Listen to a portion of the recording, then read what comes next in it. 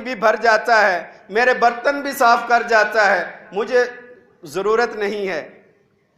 اب فرماتے ہیں میں نے کہا کہ وہ بھی صفائی کرتا ہے، وہ بھی تمہاری خدمت کرتا ہے، میں نے بھی خدمت کرنی ہے، تو اس میں حرج کیا ہے؟ اگر آپ اس کی جگہ مجھے کہہ دیں۔ تو وہ کہنے لگی کہ نہیں، حرج بھی ہے اور فرق بھی بہت ہے، بہت بڑا فرق ہے۔ کہا وہ کیسے؟ تو وہ بوڑھی عورت کہنے لگی کہ وہ جو شخص 3-4 سال سے آ رہا ہے، میں روزانہ اس سے پوچھتی ہوں کہ آنے والے تمہارا نام کیا ہے؟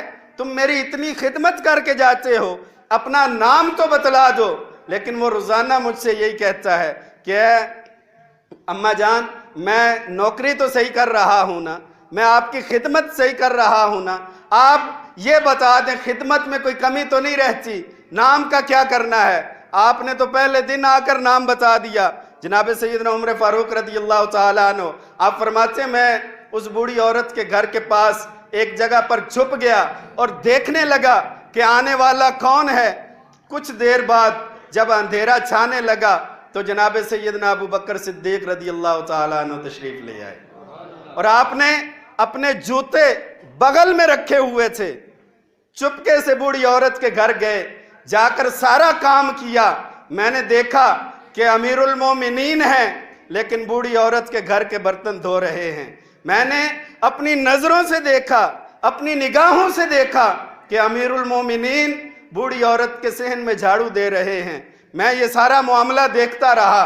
جب جناب سیدنا ابو بکر صدیق رضی اللہ تعالیٰ عنہ یہ سارے معاملات کر کے واپس جانے لگے تو میں آگے بڑھ کر آپ کو روک لیا اور کہا کہ اے امیر المومنین، آپ کی سیرت کتنی عظیم ہے، آپ کو اللہ نے کس قدر بلند کردار عطا فرمایا ہے کہ میں جب بھی نیکی میں آپ سے آگے بڑھنے کی کوشش کرتا ہوں آپ پہلے ہی مجھ سے آگے نظر آتے ہیں۔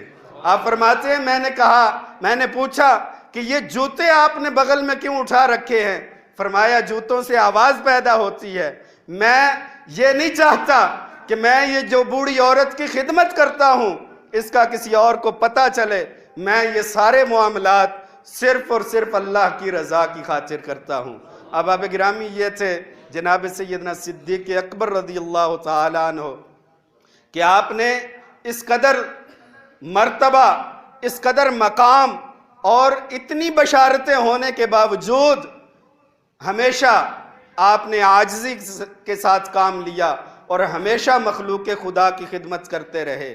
آپ کو نبی پاک صلی اللہ علیہ وسلم نے زندگی میں کئی بار جنت کی خوشخبری سنائی، کئی بار، ایک بار نہیں کئی بار۔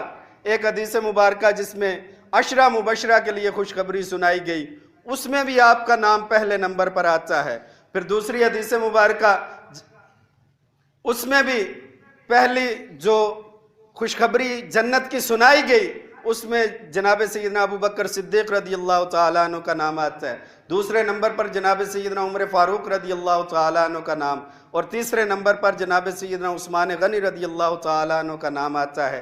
تو آپ کو کئی مرتبہ کریم آقا صلی اللہ علیہ وسلم نے جنت کی خوشخبری سنائی، اس کے باوجود آپ اس قدر عاجزی کے ساتھ اور ساری زندگی مخلوق خدا کی خدمت کرتے رہے۔